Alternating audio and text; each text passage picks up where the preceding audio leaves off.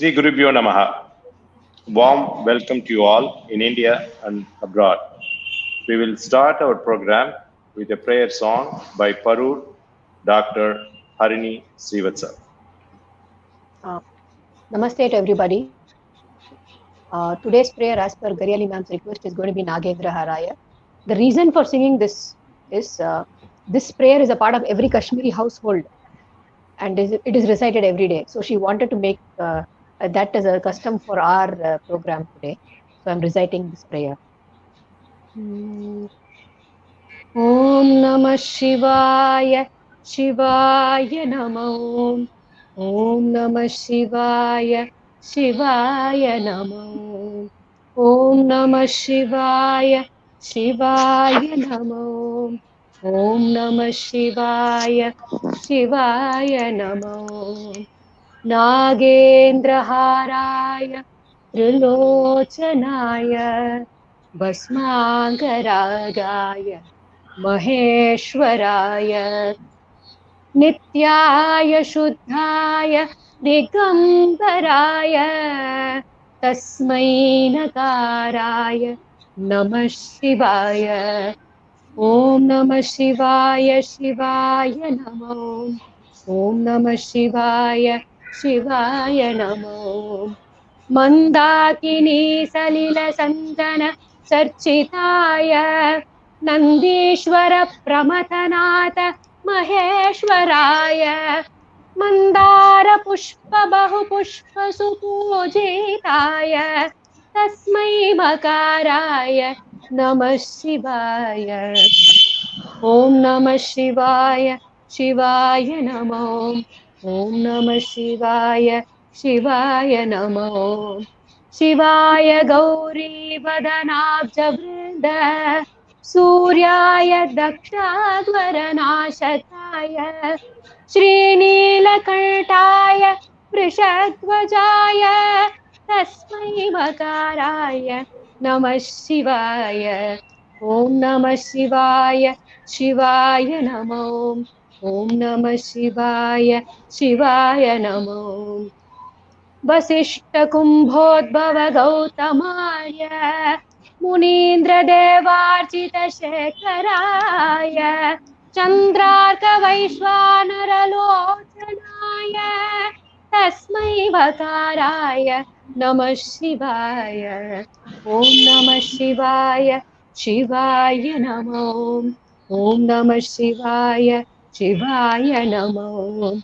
यज्ञस्वरूपाय जटाधराय पिनाकहस्ताय सनातनाय दिव्याय देवाय दिगंबराय तस्मै यकाराय नमः शिवाय. ओम नमः शिवाय, शिवाय नमो.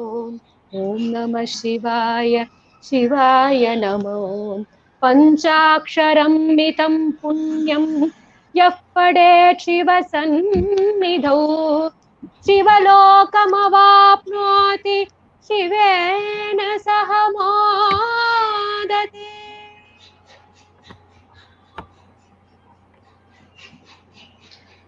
Thank you, Harini. Dr. Harini is a great granddaughter of Parur C. Sundaram Iyer, and she is an accomplished vocalist and a violinist. Now, with our namaskarams to His Holiness Shankara Vijayendra Saraswati Swamigal, and with his blessings, we continue with our Kashmir Cultural Heritage Lectures, third in our series by Dr. C.K.Gariyali, IAS. She inaugurated our series along with Dr. Nagaswamy on Independence Day. You can find our lecture series in our YouTube channel. Sri Kanchi Mutt has been in the forefront, modestly working with the sole aim of national integration, spiritual enlightenment, and spreading the uniqueness as Kashmir is our cultural heritage. We thank Kanchi Mutt for giving this opportunity to organize and also thank all our speakers participating in this ongoing series. A few words about Dr. Gariyali, our speaker today. Dr. C.K. Gariyali is retired IAS, is author of Kashmir, the land of Kashyapa. This is her book, and she will also mention about this and talk about this. She is the author of around 12 books. Although a Kashmiri, she is very much a Tamilian too, fluent in Tamil and known to us all.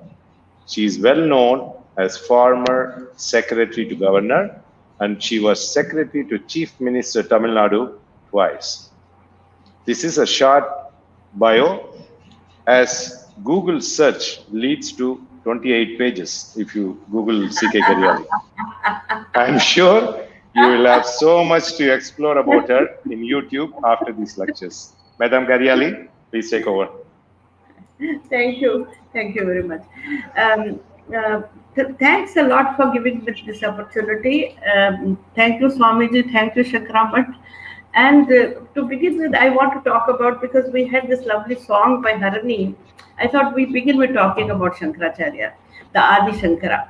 Because when his visit to Kashmir is very significant. In Shankara Digvijayam also, it is mentioned in detail, his visit to Kashmir. So there's some interesting things happened to him in Kashmir. When he went there, he was not into Shakti at all. He was in his own different, but he didn't know the power of Shakti. And it is said that he encountered this power in Kashmir. So there are a few incidents which happened. So one was that he used to question what is the Shakti cult and all, and he used to go and start an argument and debate with everybody of that cult. And one day, when he wanted to do that, he was very severely ill and he could not go for debate and all that. One small girl appeared before him and asked him, you didn't go for your debate. He said, I'm sick, I'm so weak. When my Shakti returns, then I will go for the argument. Then he said, see, even without your Shakti, you cannot even get up, you cannot even speak. How are you going to deny me? How are you going to deny the cult of Shakti? And then he understood that God is himself has appeared before him. This is one incident which is spoken. Another incident which is spoken about him is when he was in Srinagar with his disciples. They wanted to cook food for themselves. So they had a hostess who gave them ration. She gave them rice and dal and vegetables. She gave them firewood and everything. And because they used to cook their own food. So she gave them all the dry goods and firewood and asked them to cook for themselves. Morning when she got up and came, she saw no food was cooked and the firewood was just lying there. And they had all slept hungry. And she asked them why you people did not eat. They said, we could not make fire. Then she just laughed and she took some drops of water in his hand and sprinkled it on the firewood, and fire was lit. That was another opening for him, eye opener for Shankara, that not that there is something in women power, there is something in goddess, there is something which he has missed so far. So this was another episode which brought him to think about the Shakti. What is the Shakti? The third thing is another episode which is told is when he was in a place looking at the icon of Devi. He said, "It's only icon. It is not the real manifestation of Devi." So the Devi's head started bleeding. The icon started bleeding. Then he until he cut the part of his garment, his dhoti or whatever he was wearing, and he bandaged the head of the icon. Then only the blood stopped. And that is, they say there is a tradition in Kashmir. They say, this women on their cap, they put a white band. And they said this is from that time. When Shankara put the white band around Devi's head, the women started putting white band around their cap. They all used to wear a cap because of winter. So then this custom of putting a band around it came. So these are the few episodes of Shankara in Kashmir, which are very interesting.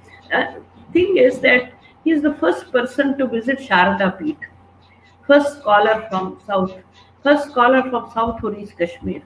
And the Sharda Peeth University, it is a contemporary of Takshila University. In the same region, Gandhara was not very far. So that was in Afghanistan, this was in Kashmir. Now, when he came there, the local Pandits were so impressed by his scholarship that for the first time, they opened the southern gate of the university. The university had 4 doors as per the 4 cardinal directions. but they had never opened a southern gate because no southern scholar had come and held his sway.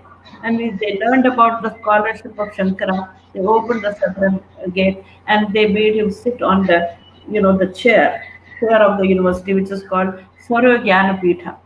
So Sharva Jnanapita, he is the person, probably only person to ascend that pole. He was made to ascend, he was given that title, and he was honored there. Then finally, he was so impressed by Devi that he went to what is called Shankaracharya Hill. Our Swamiji and Mahaswami all have gone there.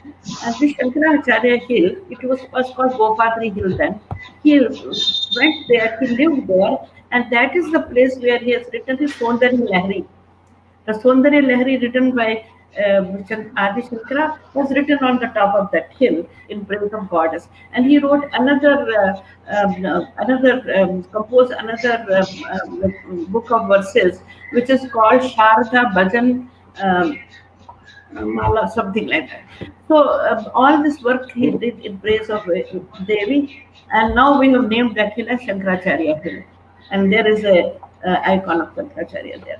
They say that he was so impressed with Devi when he was going back from Sharda Peeth, which is the temple of goddess Saraswati, whom we call Sharada, to the presiding Devi of Kashmir. He took the essence of Devi and Sri Chakra with him, and he established it in Shingeri Mutt. And that is why Shingeri Mutt is called Shingeri Sharda Peeth. So Sharda came from Kashmir, which Adi Shankara brought with him. So this is the introduction about Adi Shankara because of the bhajan, because of the composition of Adi Shankara. This is composed by him. I love all his compositions, and they are outstanding. Now, coming to the talk, I am going to talk about this book. This is uh, Kashmir, the land of Kashyapa, Saga of Kashmiri Pandits. Now, everybody thinks of Kashmir as a Muslim place and all that, but it was not always so. For 5,000 years, it has been a Hindu land. It was, it was populated by Kashyapa. He put best of the intellectuals, best of the people, best of the scholars there to learn and teach and write and promote the knowledge. So. So this book, I'm going to discuss it with today, and to make it interesting, I have requested Mr. Shankar to show you the photographs inside the book, and so that we get some idea about how people lived, how it was before the 1990 when Exodus took place, when all the people were forced to go out, all the Hindus were forced to leave Kashmir. How did it look? So this is the first slide. Can it go a little up? It's not seen fully. This is how the artist's impression of Kashmir used to be. You can see the lofty houses. You can see the temple of Shankaracharya at behind. You can see women doing their work in the field. This is the type of dress they wore. You can see the Shankaracharya temple of the background. So all this beautiful land they have to leave and come away in 1990. Next, please repeat it. This is how people lived. This is one of the elderly Brahmins reading his scriptures, and this is how they dressed. They all used to wear turbans, and they were always very spiritual. And every day they did their, Adhyan, Manan, Chintan. This is a picture of my grandparents. Yes, of the wedding photo. So she was 6 and he was 8-year-old, and they got married. And this is how, like in all over India, the small children used to get married. Next, please. This is how women used to dress in those days. They will wear this big cloak-like thing because it was cold and it covered their whole body, and they covered their head, and on the top they wore a white scarf also. So they were fully covered, and this was their traditional Hindu dress. Next, sir. Little up, please. So now this is the type of houses.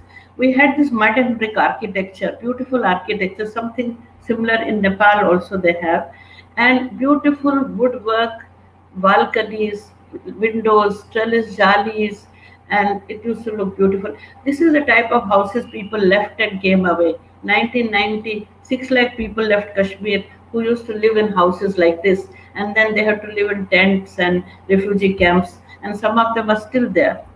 Next, sir. This is how, a little down, this is how the young women used to, dress.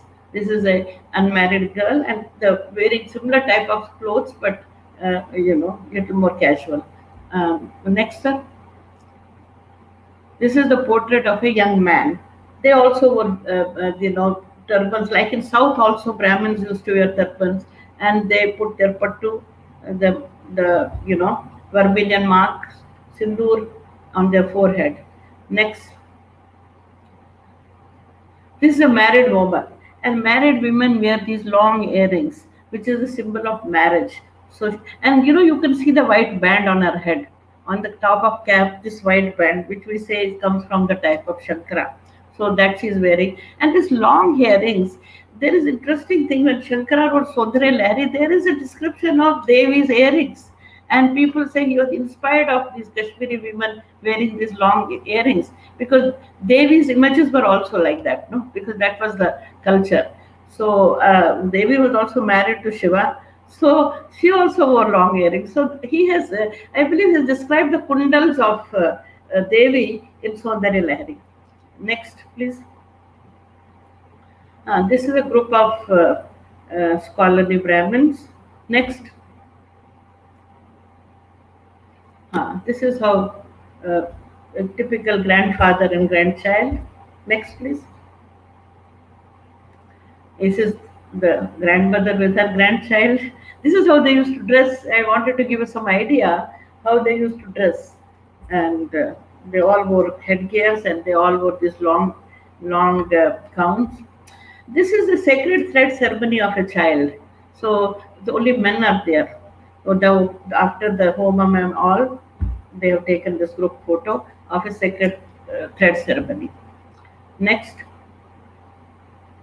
This is a picture of a marriage. There's a bride and the groom, and again they're only men, because only men used to attend marriages those days. Women will be at home. So you can see after marriage they have taken a picture of bride and groom. Next.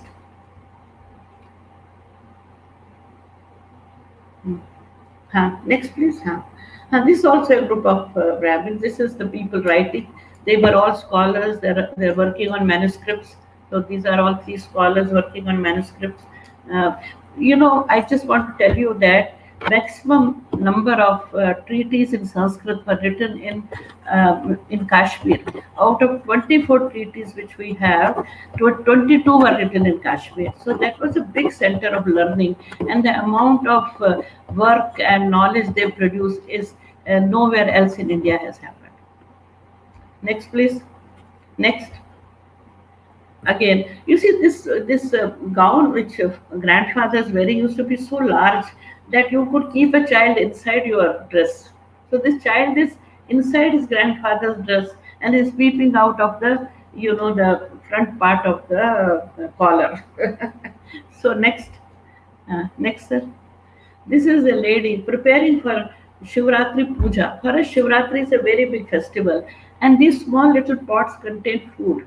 And they contain food for Bhutaganas, because Shiva doesn't come to feast alone.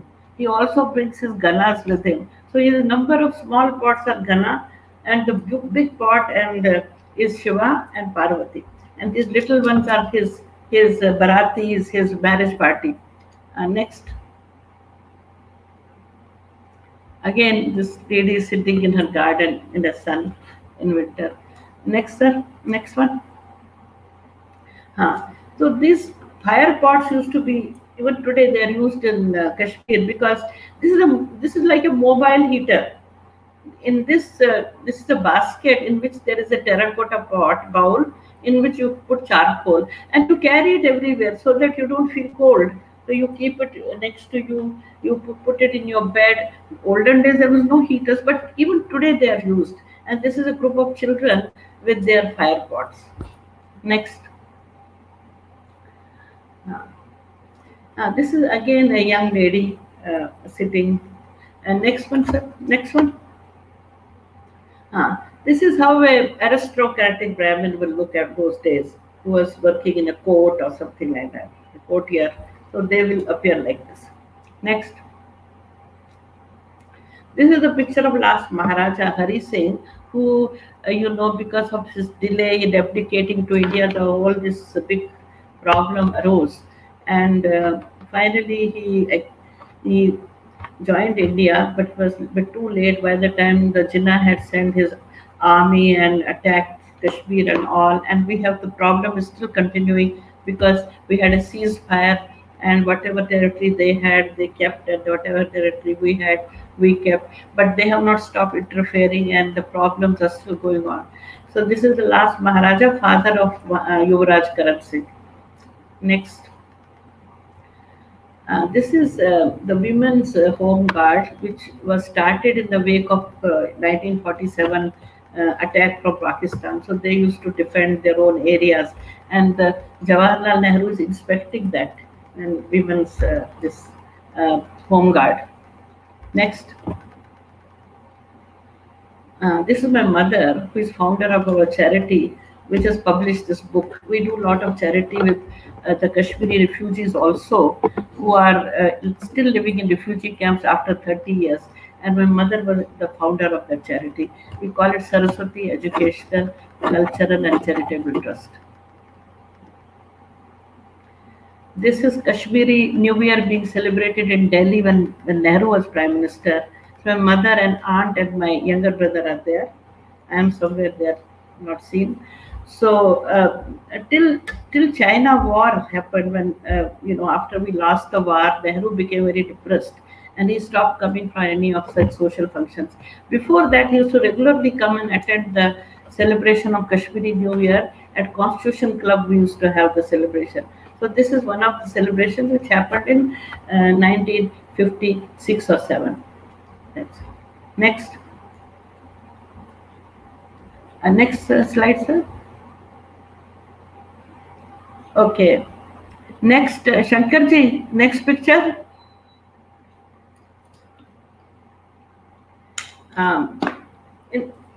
Next, sir, next. Can you hear me?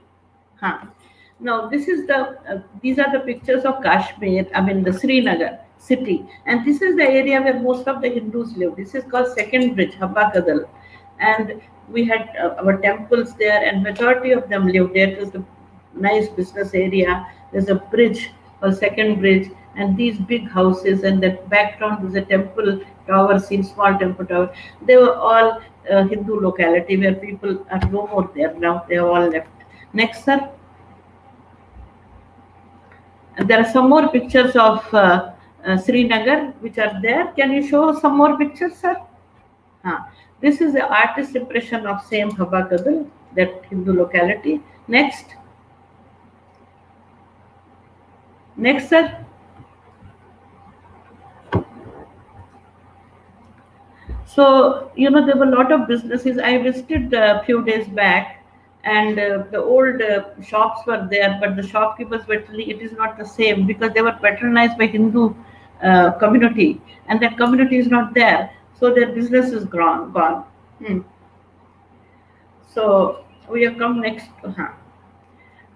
This is a picture of, now we have moved to, after looking at life and the scenery of Srinagar, we are looking at some of the saints of Kashmir.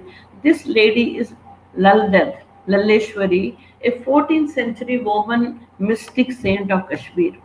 You see, there are very few women saint poets in India. We have Avayar, we have Andal, we have Mirabai, and then we have a few saints in Kashmir. It is so little, we can count these great women on fingers. Now, this one, Lalleshwari, was a fantastic person, and one of the great mystics of Shaivism, and she was tortured by her mother-in-law because she used to go to river, then she would cross the river and go to the Bhairava shrine and meditate there. And so mother-in-law was accusing her of, going and meeting somebody and all that. In fact, when she will cross the river, she will walk over the river without wetting her feet, it is said. And but they were always torturing her. She was not giving her food at all. She will keep a stone on her plate and sprinkle some rice on the top of the stone. You know, the stone with which we grind the chutney and all that, that stone. And put some sprinkle some rice on the top of that stone and serve her. And she will simply eat that little bit of sprinkling of rice. She will again wash the stone and keep it back in the kitchen so that mother-in-law can use it for her next meal. So she was so much, tortured by them. Then one day when she was coming back with water pitcher on her shoulder, they were very angry. They thought she goes somewhere and comes. Actually, she was going for meditation to the Bhairava shrine.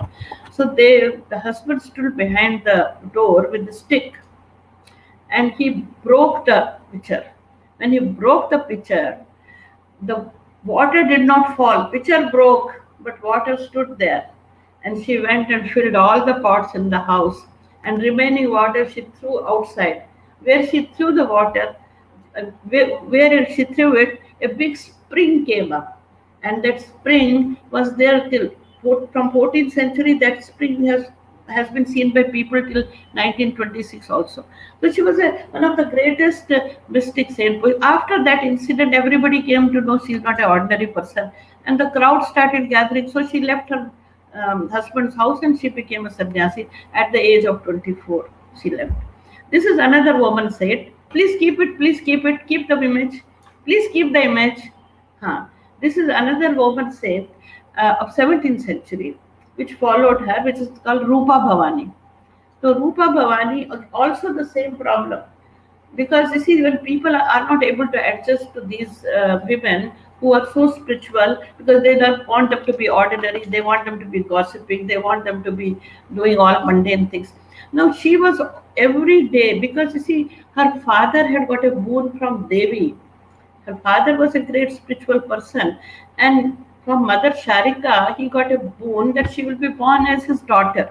So this Rupa Bhavani is supposed to be the goddess incarnate who came and was born to this man who had done so much of tapasya for so many years.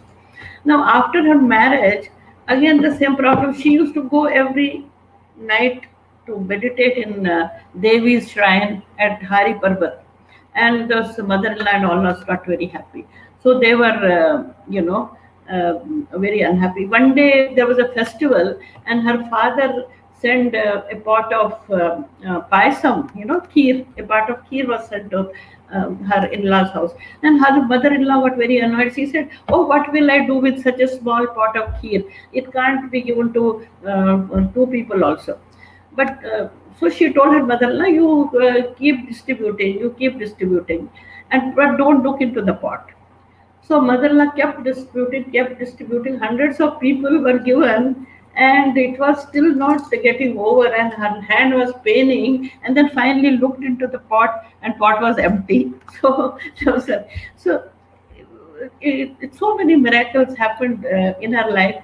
And next morning she washed the pot. She went to river. She washed the pot. Then she told the pot, "You go down the river. My father is saying his prayers on another ghat down the river, and go there and meet my father." So the pot floated and went to the ghat where father was, doing his morning prayers and bathing and all that. And the pot went there, and he picked up the pot.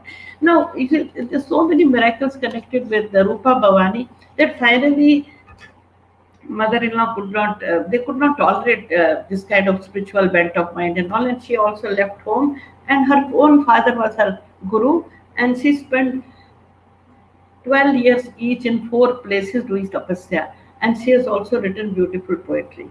Next please. Next.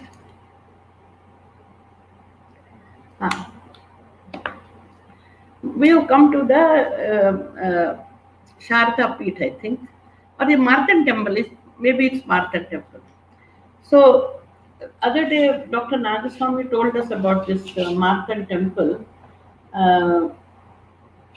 This is a temple dedicated to sun god, one of the rare temples in the world, and it was the most magnificent temple. In 14th century, when Islam came to Kashmir, the it started with Shahamiri dynasty, who started, converting people and all. But the sixth Sultan was totally a mad person. So he went hammer and tong, trying to destroy all the temples, trying to convert everybody, and trying to, see that people are um, converted or they are killed. So this temple, he was not able to break. He created a separate department for breaking this one temple. He broke all the temples, but this one, there was a department working for 1 year trying to destroy this temple. Finally, they could not break it. Then they filled it with firewood and burnt it. It was burning for a year, deface the whole thing, make it kill like the priests and other people, and destroy the whole thing. And he has destroyed all the temples, major temples, beautiful in Avatipur and Sharda, everything. And he got the title of iconoclast, Sikandar Butt Shikan. In Urdu and Persian, they say Butt Shikan, the one who breaks the idols, idol breaker. So he became famous like that. So he is the cause of destruction of destroying all the major temples. There's an image of artistic image, how it would have looked when it was there. Can we see that image? It is on the same page. Please. This is how this grand temple looked according to the sketch made by a Britisher, based on the ground and based on the the layout and all that, and the kind of architecture and images. This is how it was, and how beautiful and how grand it is. And this was dedicated to the Bhaskara, the sun god. A very rare shrine, such a grand shrine. And interesting thing is, when the temple was built by Lalitaditya, the great king, who was supposed to be the Alexander of Kashmir, the great expansionist. His empire went right up to the south. They say he up to Karnataka. He had his territory, and other side Central Asia, Afghanistan, Iran, and all those places he had conquered. Now he is the one who made. But they say that at that time when temple was built, he had asked the astrologers how long this temple will last, and the astrologer had made a prediction saying it lasts 1,000 years. And then this man called Sikandar, he would given the name also, he will come and destroy it. And it was put on a copper plate, and which was in the temple. After the temple was destroyed, the Sikandar found that copper plate, and he said, if it was kept outside the temple, I would not have broken it, to prove that Hindus cannot make a correct prediction. But even this whole prediction was there on a copper plate. The temple will be destroyed after so many years by this man called Sikandar, and that's a very extraordinary thing. And next, please.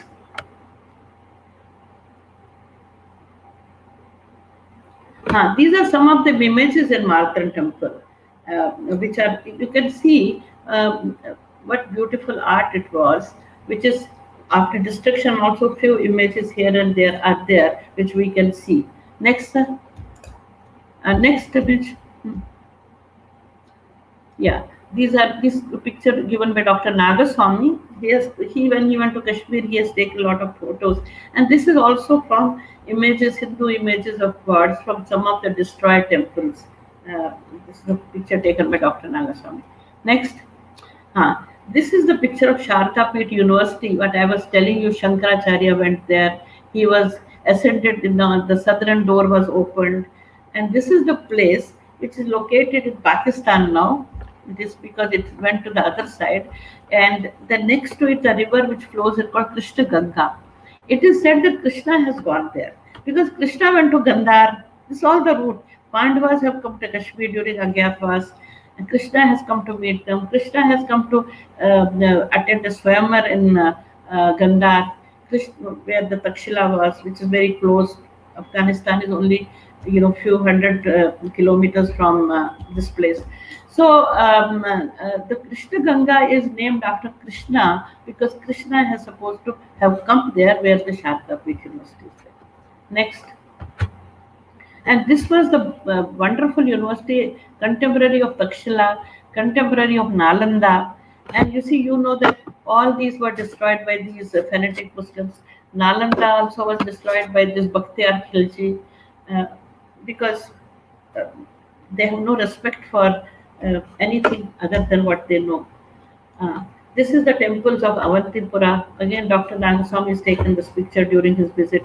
There was another great king called Avantivarma. He has made a whole city called Avantipura, and there are two temples there. One was dedicated to Shiva, and one was dedicated to Vishnu. And both were very badly destroyed in 14th century. This place also was a great center of learning, and a lot of Buddhist viharas also there. Next.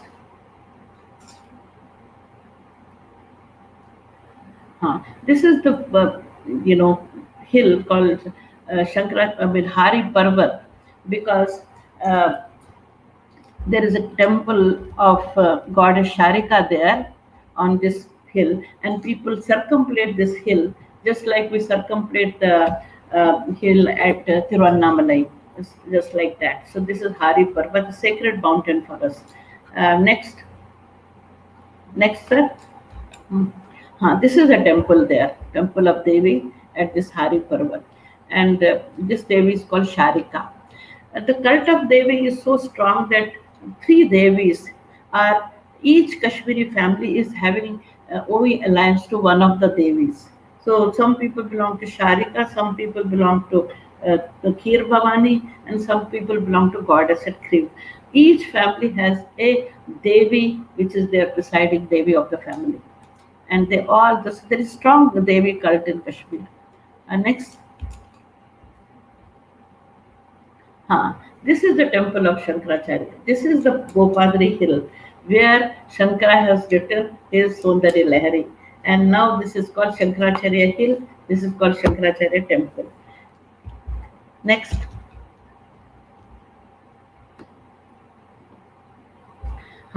This is in Srinagar. This is called Ganpatiya temple, Ganesh temple. It is on the banks of river Vitasta, one of the very famous Ganesh temple. The interesting thing is it was existing at the time of Huansong. When Huansong came to Kashmir, he came to study. He studied there for 2 years with learned Brahmins and Buddhist scholars and Kashmiri scholars. He learned all Indian scriptures. He learned Buddhist sculptures. He learned everything. Now he's in his accounts, Huansong has written that there was a vihara near this temple, and he stayed there. So it was called Ganpatiyar Vihara, or it was also called Brihad Vihara. Now Brihad Vihara's corruption today is Badiyar, but this is Bad means Bada, Brihad means Bada. So Brihad Vihara was next to Ganpatiya temple, and Huansong has mentioned the temple and the Vihara in his accounts. And when Huansong came, he said that the king welcomed him. He was a state guest. He was given 20 scholars to work with him so that they can translate all the Sanskrit and Pali literature into Chinese.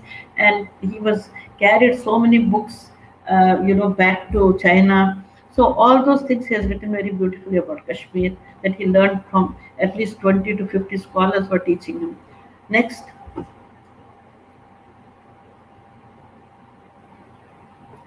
This is the temple of Kheer Bhavani. It's a very interesting temple. The goddess seemed to have come from Sri Lanka. Her original name is Shama, and I believe she was in Sri Lanka, and when Rama went there, she expressed her unhappiness because of what happened in Sri Lanka. She didn't want to stay there anymore. And then Rama told Hanuman to relocate the goddess. She wanted to go to a beautiful place and be relocated there. So from Sri Lanka, first they went to Devi Pattanam. We have Devi Pattanam in Tamil Nadu, in Ramanathapuram. Now Devi Pattanam is where the Hanumanji halted, and the puja of Devi was done by Rama. After doing puja at Devi Patnam, then Hanumanji brought her to Kashmir, and she was installed in Kashmir. Now, it's very interesting story. It's not, and wherever Hanumanji halted, the temples of Devi came. So this is a very important for us. It's a very important place, and Devi is inside a spring, and the color of that spring changes depending on what's going to happen in the country. Now, if color is beautiful, blue, green, that means there will be prosperity. If it is black, means there will be havoc, there will be war. And so it's very interesting how the color of that spring changes, which is around the temple. So this is the temple of Mata Kheer Bhavani, and it's called Kheer Bhavani because kheer is offered to Mata, the payasam is offered to her. And when Swami Vivekanand went there, there's a story about Swami Vivekanand going to Kheer Bhavani temple. So the see, like all the temples have been destroyed, this was also destroyed. When Vivekanand went there, everything was destroyed. He went in search of many these ancient temples. And he was very upset, and he said, if I was there, I would not have allowed this to happen. I would not have allowed temple of Devi to be broken. I would have dared my life. And then Devi appeared before him and told him, it is my wish that my temple should be destroyed. It is my wish that this should happen. Don't you think if I want, I can build a 7-story golden temple for myself in a minute? Are you protecting me or am I protecting you? And then he realized he was just like a child, and he was just a child of Devi. And nothing happens without the will of Devi. Whatever is happening is because of divine will. And that's the experience of Vivekananda at this temple. He stayed there for 7 days alone. He told his disciples not to come. And every day he was doing fire puja, homam, and every day he was worshipping a small girl as a Devi, as a form of Uma, and doing a lot of austerities at this place. Next. This is, of course, Swami Amarnath temple. And Amarnath is very important because for Kashmir Shaivism, and for it should be for anybody, because this is the place where Shiva told the story of the universe, the story of the creation to Parvati. This is the place where it was done. And the story which is goes like this, that one day Parvati asked Shiva, why are you wearing this mala of Mundamala, the garland of skulls? Why are you wearing it? He said, every time you died, one skull is added here. These skulls were all the births of Parvati, signifying all the different births of Parvati. She died as Uma, she died as Meenakshi, she died at Parvati, she died at Sati. I mean, so many times she's died. So then she asked him, why am I dying again and again, and why you are not? Then she told him the story of Amareshwar story, the story of immortality. Because he insisted on knowing that. He said, I have to know, I have to learn. So he said, okay, we'll go to an isolated place because nobody should hear it. Because if anybody hears, he will become immortal. So he found this cave, and inside this cave only he told the story of Amareshwar, the Amarnath to Parvati. At that time, when he was sitting on a brick charm, on a, hiran ka jo hota hai, khal, he was sitting on that brick charm, and the one egg of a pigeon was, somehow was there. He didn't notice it. And from that egg, 2 pigeons came out. And I believe they have heard the story, and those pigeons became immortal. So, in Amarnath, you can see occasionally some people see 2 white pigeons, which is very interesting. Okay. And for going to Amarnath, we have to cross the river, which is called Panchatarni. And Panchatarni, if you cross, say you can go straight away to the, Nirvana, because all the hurdles, all the vices go away once you call the Panchatarni. That is takes you away from all the, sins and everything. Next. These are the beautiful shepherd women which we encountered on the way to, Amarnath. Next. We can go faster so that there may be some questions. Yeah, this is a Gujar woman. These are the horses. See 3 on the way to Amarnath. Amarnath is a very beautiful yatra. This is the Sheshnag lake, which we encounter on the way to Amarnath. Next. The tea is very important aspect. We make our tea in this samovar, where there's a charcoal at the bottom and water is filled, and we drink it in these brass cups. with an array of bakery products. So they just wanted to know how we have our tea. Next. This is the feasting after the fast. We keep a lot of fast, but after that we eat a lot.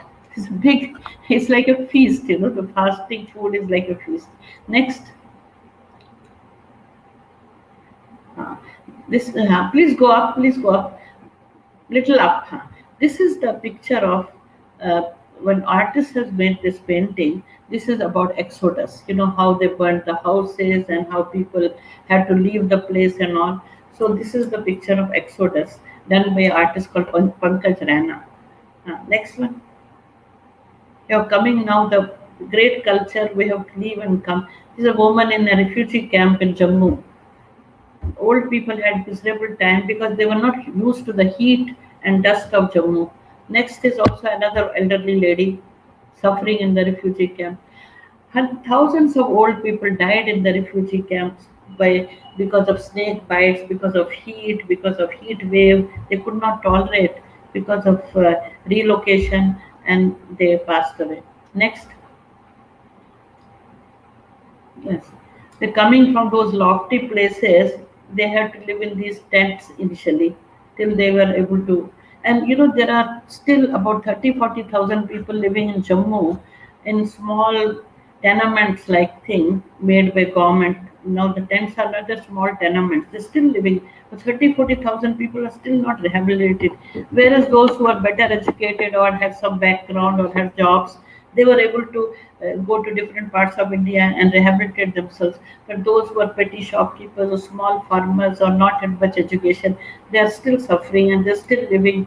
And my organization is working with them. We're trying to help them school education of children, medicines, and other important things like marriages and all that. Next. Sir. This is an elderly woman in the camp, when it was there. So I have been working for a long time there and trying to see what we can do that next generation, their children, they are able to leave that camp and have a better life due to better education and so on. Next, so I go and try to work with administration also. So last time I called on, we can go up, sir. Next, sir, next. Next. So this I'm meeting the governor and giving the representation on behalf of people that there are so many issues. So every time I go and meet the administration, I meet the governor, I meet whoever is there. So this is my meeting with governor, with giving the memorandum and all that. Next. Even recently when I was there 1.5 years ago, they killed a BJP worker who was working in Kashmir for people to go back. And this is a protest happening because still they are killing the people. If they have not, after killing so many people, sending away 6 lakh people, even now the killings are going on. These are the demonstrations against killing. Next. This is the man who was killed. घाटी में कश्मीरी पंडित की हत्या, लोगों को घर वापसी के लिए कर रहे थे काम. So he was working for creating an atmosphere that people can return. He was elected as a panchayat head, all that from BJP party, and killed. Even the Muslims who are in BJP party, many of them have been killed recently by the terrorists. I think we have finished the pictures, and now any questions, and we can. If anybody wants to say something, any interaction, any feedback, as welcome, or any questions are welcome.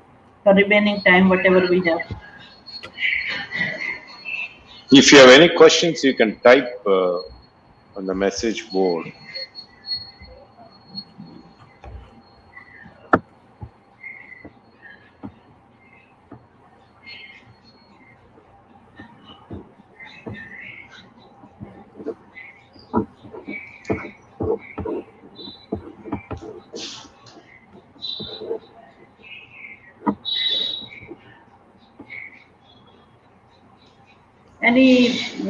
Any interaction?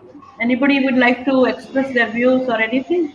Would you like to invite somebody, Mr. Shankar? If somebody is attending, if they would like to say something. Yes, I posted a message in the message box. And you can also show your book once more, the book. Yeah. No, I can tell you one or two interesting stories. So this is the book is there. It's called Kashmir, the Land of Kashyapa by Dr. C.K.Gariyali. And you can see behind my guru, Dr. Swami Lakshmanji is there. We didn't get to talk to Oh, him. okay. This picture did not come, but he was the last philosopher. Yeah, you can see the picture. He was the last living master of Kashmir Shaivism, and he is the one. The dialogue of Shiva and Parvati, that manuscript he found because it was lost for hundreds of years, and somewhere in some remote, because you see this Sikandar Shikand, he also burned all the books of the Hindus, all the manuscripts, all the books, all the treaties. That's why most of the work was lost. But this manuscript was found by Swamiji and then was translated by an Englishman called Paul Reps in English also. And it is in his, as an annexure in his book called Zen Flesh, Zen Bones. Because Zen philosophy is again very close to our Advaita philosophy. So they all are quite together. Madam, I have just one question. Yes. What is the current status now? We see that all Pandits are encouraged to return and houses are getting rebuilt. We keep reading about that in the press. So, Yes, what but is the status? Will they be returning? I think Modi ji is trying. He has been trying, and however, that we are late in that day because the 370 should have gone long ago. We allowed it to remain for a long time, and um, attempts are there, and we have to wait and see how strong we are in our resolve and how we can control Pakistan, Afghanistan, and all. Now Afghanistan is also joining hands. Because earlier also in 1947, Pakistani sent the Afghan people to attack us. Behind was Pakistani army. In front, they pretended as if tribals are coming and Afghans are coming and attacking us. So I don't know how they are going to utilize all these forces. But it's a very sad because Islamic nations should understand they're all fighting with each other. This fight in uh, every Afghanistan, they're going to be working against each other. With Libya, this country, that country, Somalia, how many places? And I think they are not able to think that how much damage they are doing to themselves. Anyway, with all the awareness that we are creating, I'm sure most of our viewers would be interested in visiting Kashmir one day, and we would like Yes, to put that yes, on I think the the things will pilgrim map become good. of India. I think we will be able to visit and be good enough for visiting. That's true. And our So, president, one advocate, Balasubramaniam, has been organizing trips to Kashmir the last 10 years or so. And more than about 100, 150 every time go and stay there for the festivities. And Shankaramat is also organizing Havans. mm, So yes. there is some awareness coming now. There is a question now. What I'll is read your out. opinion Gurumurthy in? Kalyan Raman, what is your opinion? Is Soundarya Lagari to be recited only after specific initiation, Diksha by Guru, and only with elaborate, complete Yantra and Prasadam rituals? Well, if we can manage that, well and good. But I think we all can also study these great scriptures at our own time and leisure with a pure mind and heart, with a pure intention. I'm sure we can study it even without prasadam and all that, without paraphernalia. But if we can do, why not? Why not? We have another question by Sri P.R. Kannan, who is actually on the show, is starting from next week again. Amarnatha Mahatmyam does not refer to the popular story narrated by you. Pigeons overhearing the saga of creation. This I have to read. Must be a local story. Yes, I'm not saying that it is from Amarnath Mahatmya. There are a number of stories. There's one also that the cave remained lost for many years, and then one shepherd who lost his goats, he went up searching for them. No, that's also not in Mahatma because they're later day stories. So these are legends and stories and all.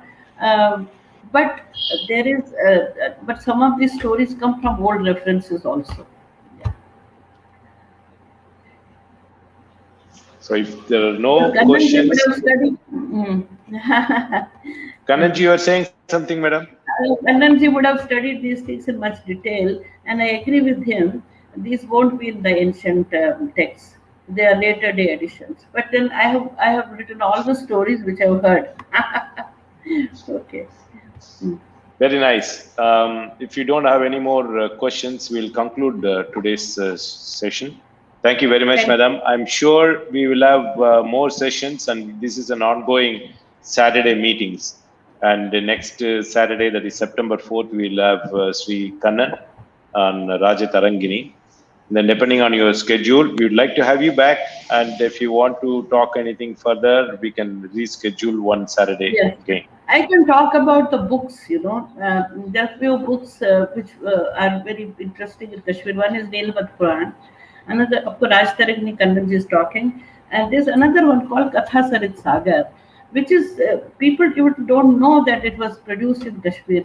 The original original book called Vrahad Katha, Vrahad Katha, was from Kashmir, and then later it was translated into Sanskrit, and that is from where all the thousands of folk tales all over the world have gone out of that Katha, Sarit Sagar, and even the Betal Pachisi, which all of us know, Vikram and Betal stories, which we think have come from somewhere, they all come from that book, and they are story within a story within a story.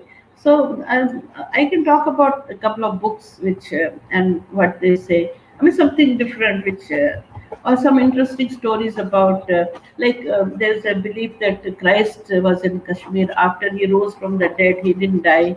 He came to Kashmir. He lived there. He taught in the Buddhist university. He died at the age of 80.